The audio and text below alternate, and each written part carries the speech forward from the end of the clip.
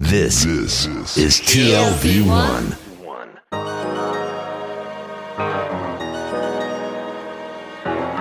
The Tel Aviv Review. Hello and welcome to the Tel Aviv Review. I'm your host, Gilad Harpan. And I'm Yael Berda. Every week we bring you conversations with authors about their books and research and other things that we like. And if you like us, please consider becoming a Patreon supporter by going to our homepage, that's tlv1.fm/Tel Aviv Review. Scroll down to the bottom and click the big red button that says Patreon. Click and support us. Some of you have been doing this for months and years, and we cannot thank you enough. Our guest today is a historian at Tel Aviv University's Department of Middle Eastern and African History, specializing in the history of science and technology. He is the author of several books, most recently Powering Empire, How Coal Made the Middle East and Sparked Global Carbonization, that was published in 2020 by the University of California Press. Professor On Barak, hello and welcome. Thank you. Hi. All right, so let's start with a general question. Why was coal a significant, if not the most significant, building block of imperialism? Well, coal is the first fossil fuel, the fuel of the 19th century. And as some people call it, it's too important to notice. It's actually everywhere. So from the obvious industrialization to the less obvious urbanization, agriculture that was dependent on coal-fired steam pumps, to things like theology and art and interiority and psychology, you would be hard-pressed to find one segment or sector of society that was not directly affected by coal. The age of coal is famously the 19th century, but I would venture to argue that we are still trapped in coal's embers, that we are still in the age of coal. And for all these reasons, it's very important to understand history and the contemporary world. But imperialism long preceded the 19th century advent of coal energy. In what ways is imperialism post-19th century or in the 19th century onward different from imperialism up until that point?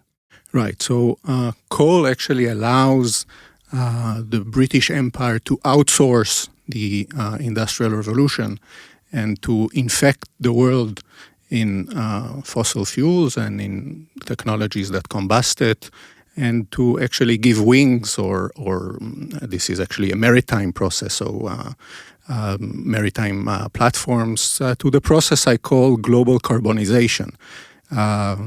Faced with the darkening horizon of climate change, there is a great deal of talk about decarbonization. As the horizon, we should all aspire to mitigate climate collapse. But as a historian, I was trying to get down to the roots of this process and to understand how the hydrocarbon economy went global.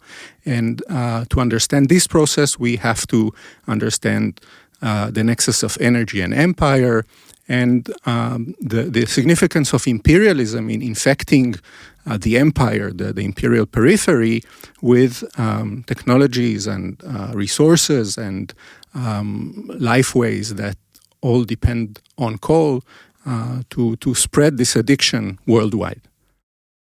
So for me, it was amazing to read this book, kind of thinking of it as a history of the present moment. So understanding where we are now and how we've reached this moment. But you do something very strange. You, on the one hand, you say, I want to call this coalonialism. This is coalonialism. But on the other hand, you say, hey, I want to provincialize energy. Because we always talk about energy. But I want to talk about all the other things that go into this process. Can you tell us a little bit more about how it can be, on the one hand, colonialism, and on the other hand, kind of trying to make energy less important in our discussion? Right. This is a very good question. Actually, the neologism, colonialism, is what I wanted to title the book with, and my publisher was less impressed. But amateurs, yeah, yeah, no, but this is really something that captures that in my mind is the heart of the argument, and indeed retracing coalonialism, COAL, is a way of provincializing energy and is a way of resisting. This is a book against energy, believe it or not. Energy, at least as physicists and scientists see it, is ahistorical. You cannot destroy energy, you cannot add on new energy. The total sum of energy in the universe remains constant, so tell us the laws of thermodynamics.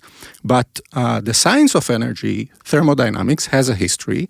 It is born around the 1840s in the service of various agendas, theological, surprisingly. This is a replacement of God, the one unifying power that connects everything and translates to concrete manifestations.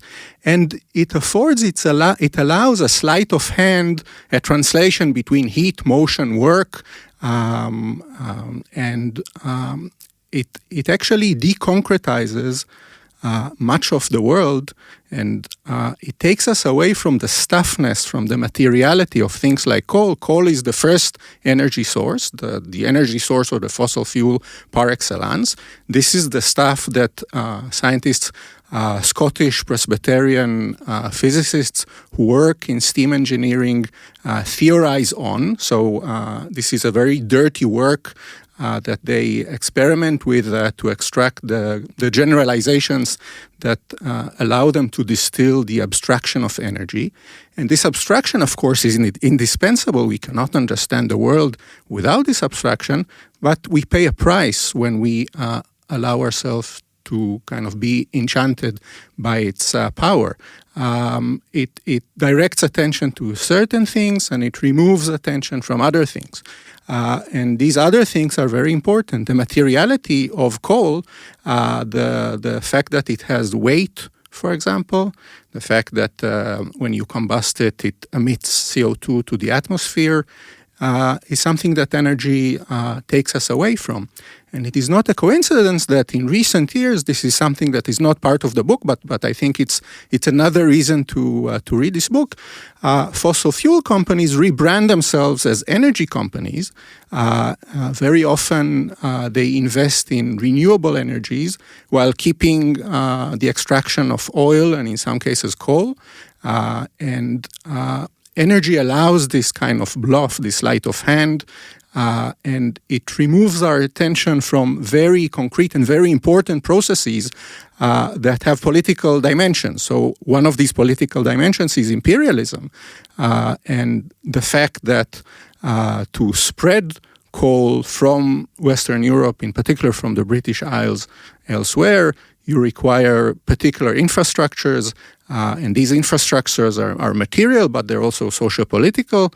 And the world that coal created is a world that we still inhabit today. So things like energy security, now on everybody's lips, are not something that can be dated. Scholars usually date it to the 1970s, to the oil shocks of 1973, and this is wrong. This is actually a story that begins in the 19th century, and remarkably, this is a story that casts new light on the Middle East. The Middle East is a region we usually associate with oil and not with coal, right? One of the most significant oil reserves are. This is what the region is associated with. But the region was made, and the oil economy was significantly made by coal before, and by the importation of coal before places like Iran and Saudi Arabia and the United Arab Emirates started exporting oil. So the oil economy and the current geopolitics of the Middle East are significantly informed by this older fossil fuel. So we want to think with abstractions, but also with the history of abstractions like energy, and with concrete processes and materials and fuels and the machines that combust them, and the world that these machines bring together. Yeah, I want to go back to ask you to expand on the Middle East more in depth in a minute, as you call it, between Aden and Port Said, this stretch of water and land that is really the crux of the story here. But to ask you to stay a bit longer on the issue of how it really affected everything. You said energy security and imperialism, all things that are like global politics and macroeconomy and other things. But in your book, you go very much in detail into almost mundane issues like water and how coal affected the practice of shipping and how it affected all sorts of consumer economics and even food in all over the world. Can you tell us really about the very basic tenets of the effect of coal?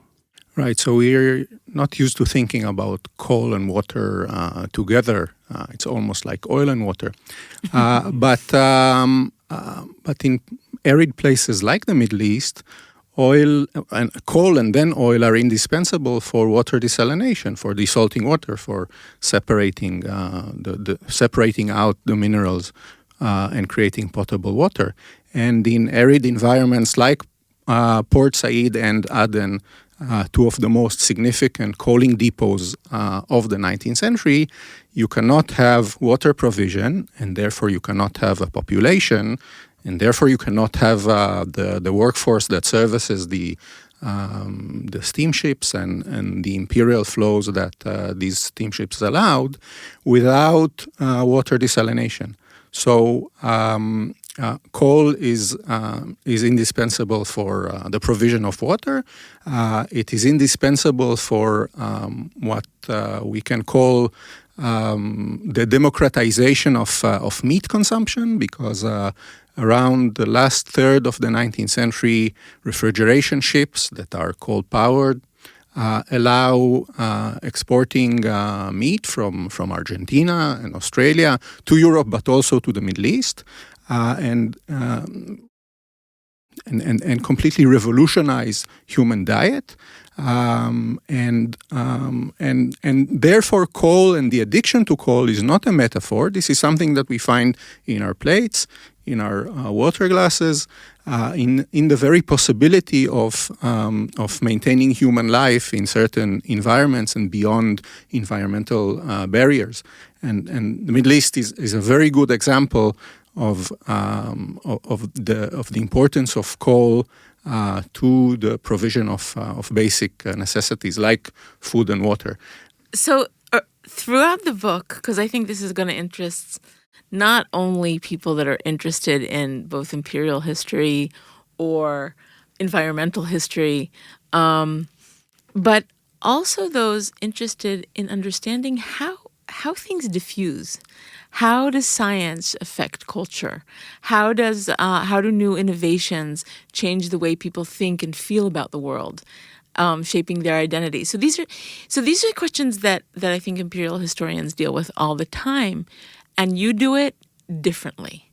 And part of that difference, I think, looking at the chapters of your book, the names of the chapters. So there's animals and there's water, and suddenly we're thinking of this, of coal, yes, as a metaphor. So it's not, you say it's not a metaphor, but the way it moves and diffuses is a metaphor for maybe the agglomeration of political, economic, and cultural power and the way it shifts and changes as it moves.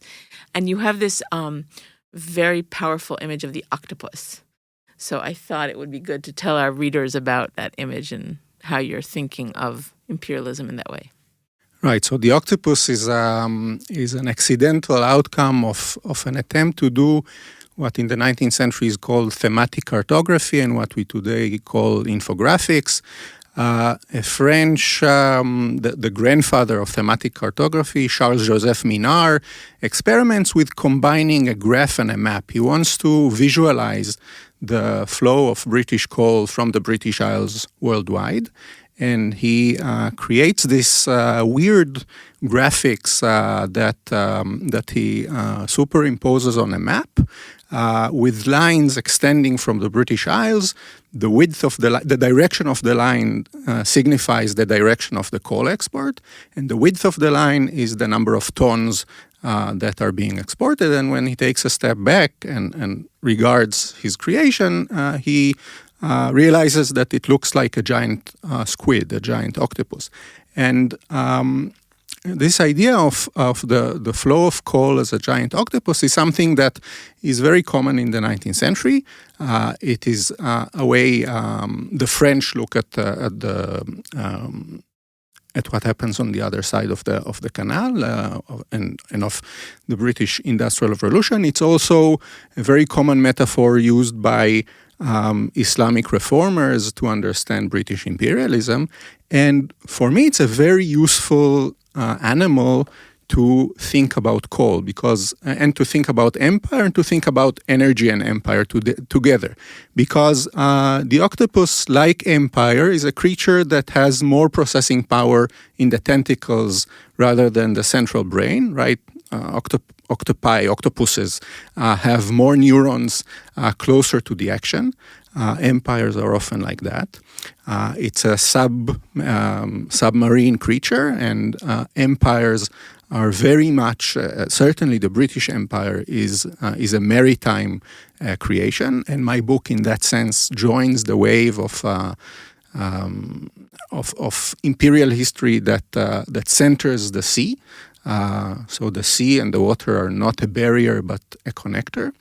And in these respects and in several others, the octopus is a very good creature to think with, not only the flow of coal, but the structure of the book and the fact that this is something that is at once connected but also independent. So things like people, labor, social history on the one hand, but also material stuff like water and diet and meat provision on the other hand or on the other tentacle, and then concrete infrastructure like coal depots and piles of stuff and salt and machines that separate salt from water on the other tentacle are connected but also separate.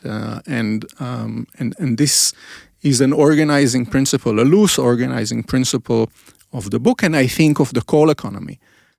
Is it therefore, in your understanding, is empire specifically a British historical occurrence? Given that they had, it's an island with such great access to the sea, and also the existence of great reservoirs of coal on the soil, and the fact that they were among the first to exploit them. Right. So coal actually helps British imperialists reconceive the fact that the islandness of the British Empire from a curse to a provision of grace, as they call it. Because the ability to sail in straight lines in ships that would soon thereafter be reconceived as liners, steamships that are not subjected to the whims of the wind, and the ability to build these piles of coal, these coal depots or fueling stations worldwide and connect them in these, I call this an artificial archipelago, these infrastructures that connect a maritime flow but gradually also spreads into the interior, into the hinterland, actually creates a new thing. I mean, imperialism is not a British invention, and is not a thing of the 19th century. But in the 19th century, coal allows the empire to be a new thing. This novelty is technological, but it soon thereafter translates to other domains. So technological advancement becomes the yardstick that Brits and other Europeans use to measure themselves vis-a-vis other peoples, and soon these other peoples would adopt this criterion and from the kind of from the bottom up and measure themselves against the ability to combust coal. This creates a race to the bottom. We now know, I mean, in the face of climate collapse, we know that this was not a happy occurrence, the adoption of fossil fuels worldwide. Imperial subjects, on the other hand, distinguish themselves from this coal economy and from this dependence on technology, and seek other domains that in which they can excel or boast. And to speak to Yael's previous question about the translation of this stuff, when the coal economy goes global and it is translated to different languages, to new epistemologies, different peoples devise new ideas about coal, about fossil fuels. And some of these ideas are actually very useful in the present. And we can talk about that later if you want. But as the thing spreads from the British Isles elsewhere towards the empire, it morphs a little. So it is at once, like an octopus, it is at once a universal creature and a universal process, but also has local flavors and articulations. And these two things happen simultaneously. So let's go into the local for a minute, this kind of making of the Middle East through coal, and also how you take these tiny episodes, they really are very small, about the person learning to brew beer more efficiently. Or how do you take these little technical details about the making of thermodynamics as an epistemology and turn them into like almost a grand theory about imperialism? Can you just like give us an example of one of the tiny stories that you tell and how they fit into the larger... Yeah, the zoom out process. Yeah. Of that.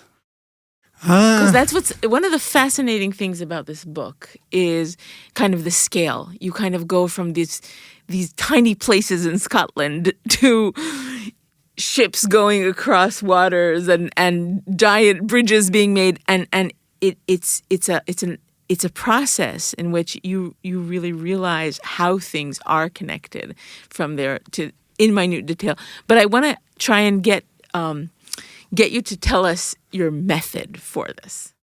Yeah, I'm not sure I have a method. My method is if it is a method, it is the story about these two mice that fell into a pot of milk and try to kind of swim, and the smarter mouse realizes that there's no hope and gives up and dies, but the stupid mouse just keeps on churning until the milk is churned into butter and he climbs out. So I'm the stupid mouse, and I just swim in this soup of facts until I make some kind of connection. But I'm very inspired, and this is nothing unique to my method. I'm very inspired by the methodology of global history that is gaining currency in recent years, and which reveals processes that were thought to be European as in fact much vaster.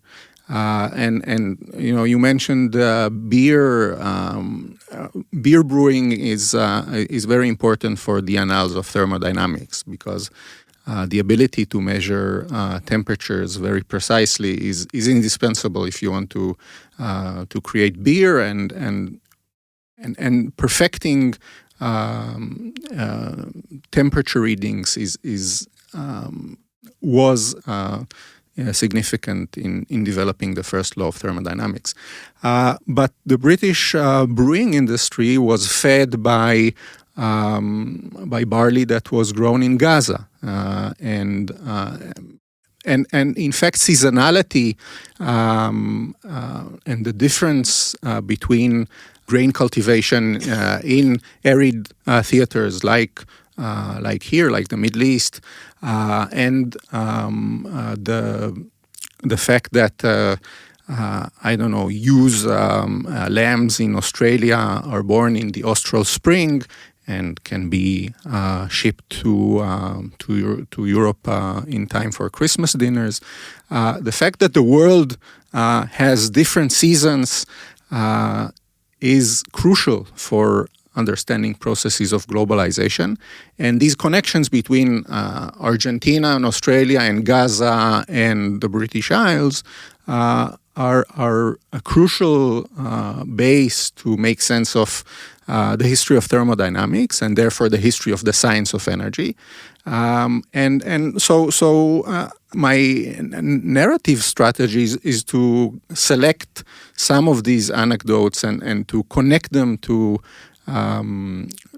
some more familiar strands in the scholarship on the history of science, for example, revealing the importance of other domains, other theaters, and sometimes this is anecdotal, like beer and the emergence of IPAs and year-round beer drinking and the reliance on places like Gaza. But sometimes it is actually more important.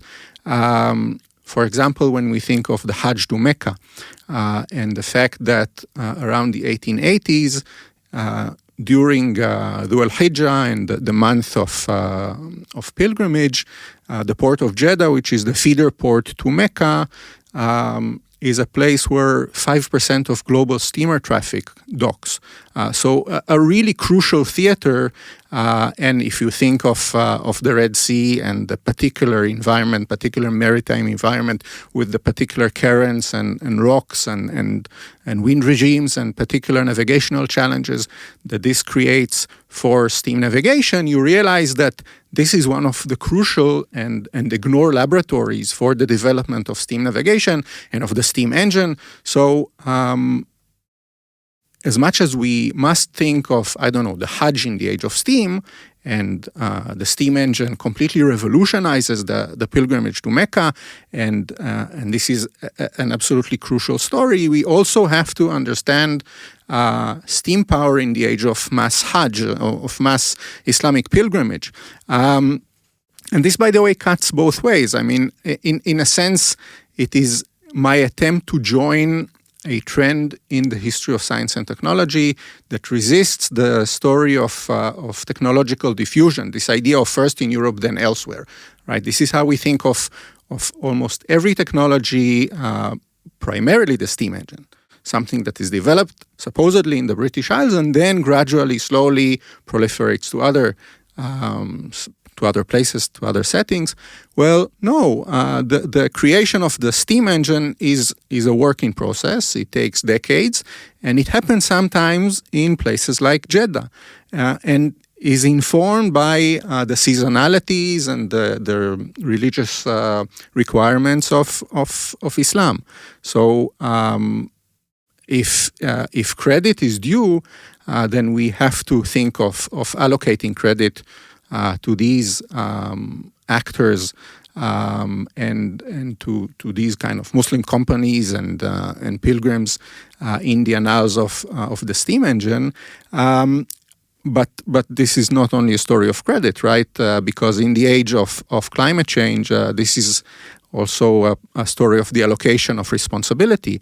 And here I think I present a much more complicated picture because resisting the diffusional model of the history of technology also does not allow us to allocate all blame in Western Europe.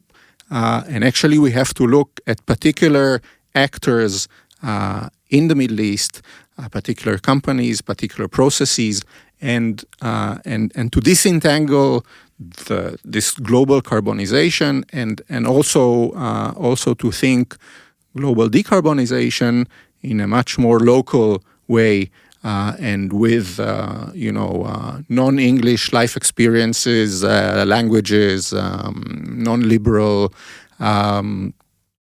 that might be tailored to different populations.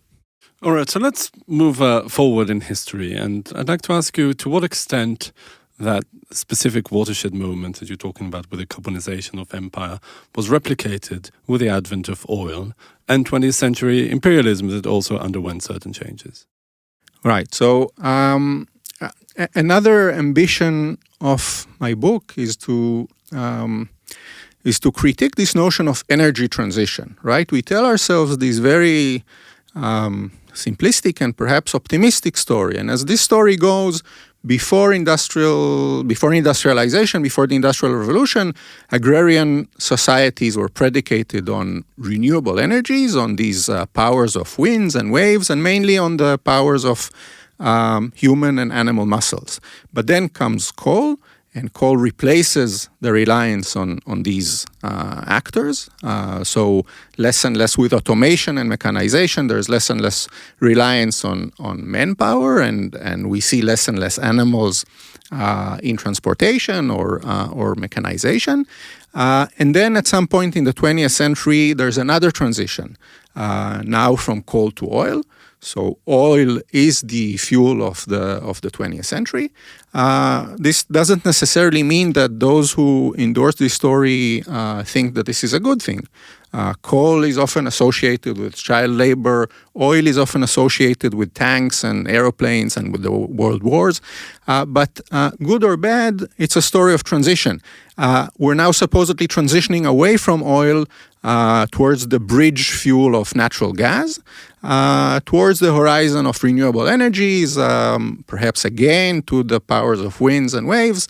And we are leaping from energy regime to energy regime, leaving the old powers behind. But of course, this is completely false, because when the supposed shift occurs from the animal power or muscle power regime to coal, what we actually see is an intensification of the reliance on muscle powers, more human labor, and more reliance on animal proteins. Now as fuel rather than engine, perhaps, but even as engines, animals take a long time to disappear. So we see more camel caravans after the train arrives to Egypt than before. We see more horses and donkeys in London after the arrival of the tramway and even the automobile than before. And this also applies in the supposed transition between coal and oil. We combust much more coal now than we ever have. 2021 has been a record year in coal combustion. So an important intervention in this kind of optimistic story that we tell ourselves is that what we actually see is a process of intensification and not of energy transitions. So while this might be the age of oil, this is also the age of coal. Yes, this is not a Dickensian story, or when we think of the age of coal, we think of the pipe cleaners and Dickens' orphans.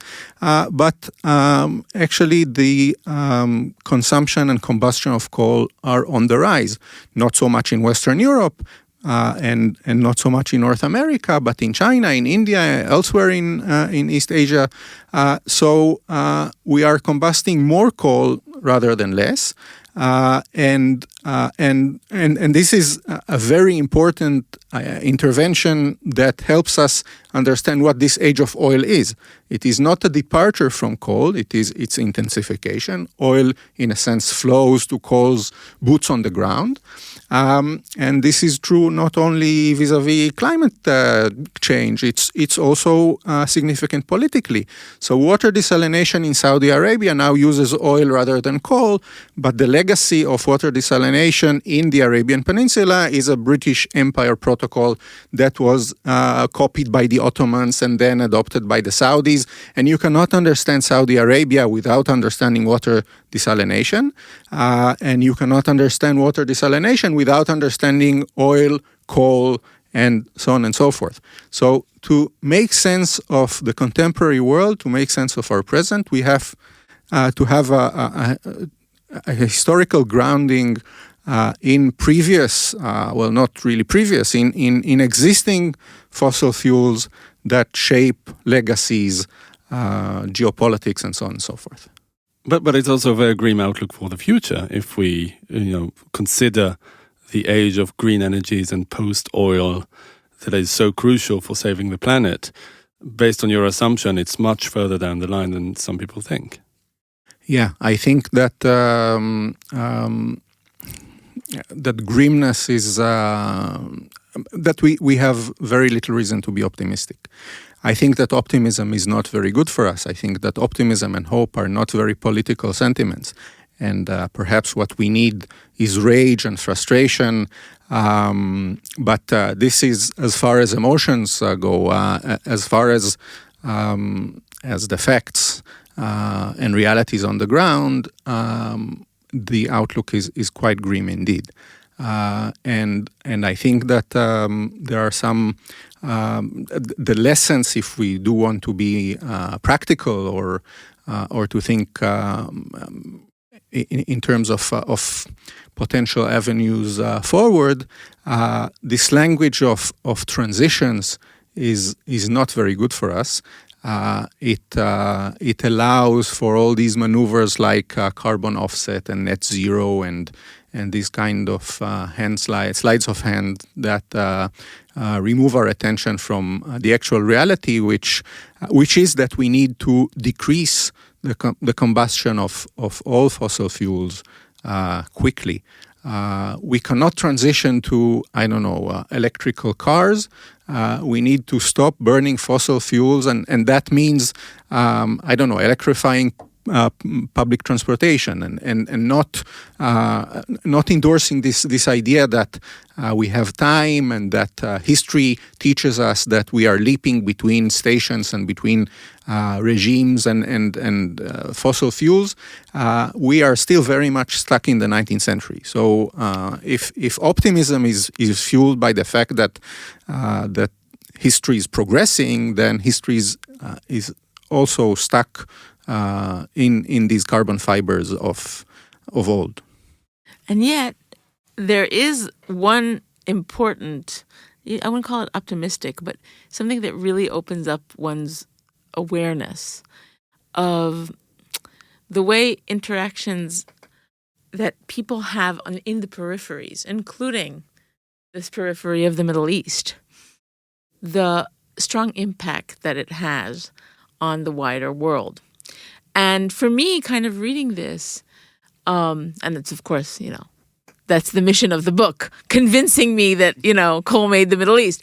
But if you stay convinced, you can also say, hey, some of the solutions exist here as well. So being the problem in a way, in this way that you're teaching us to think, the relationship between science, politics, economics is offering us a certain kind of empowerment of the people on the ground and what they do and how they think.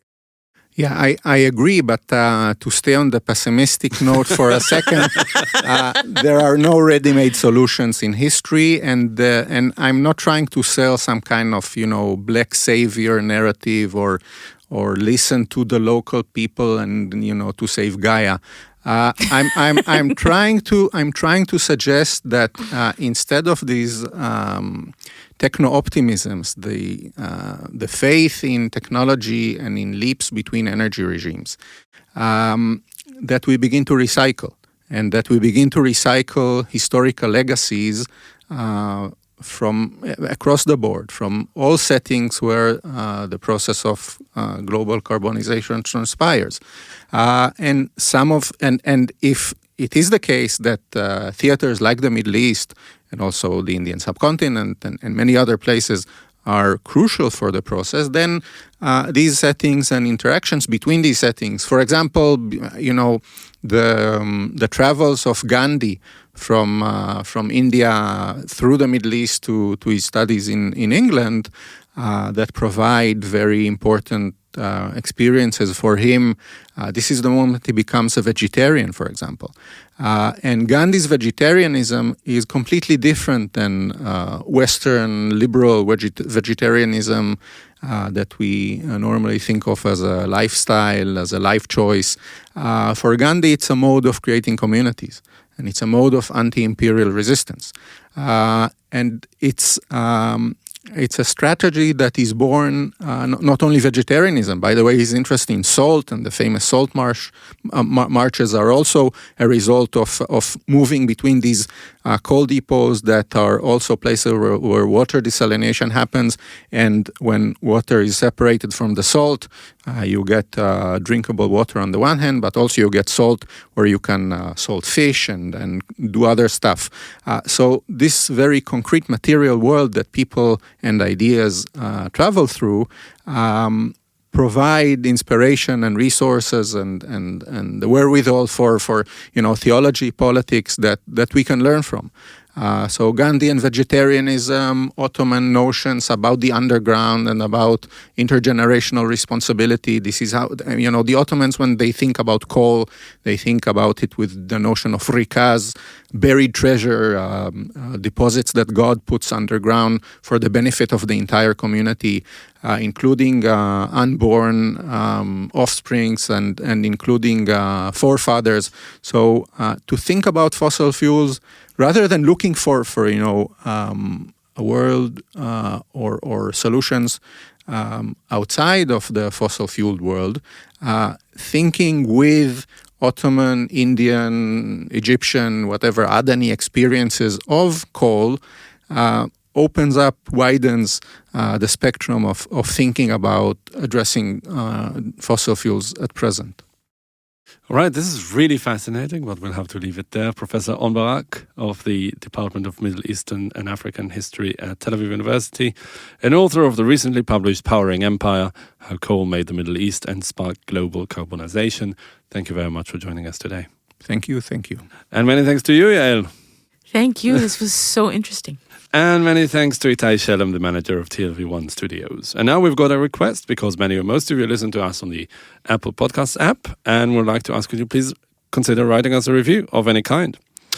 You too can support us by going to our website and subscribing onto our Patreon campaign. Check out our archive. It has something like 750 interviews, perhaps even more now. You can like us on Facebook, follow me and Yael on Twitter, and join us again next week for another edition of the Tel Aviv Review. And until then, from us here in Tel Aviv, goodbye.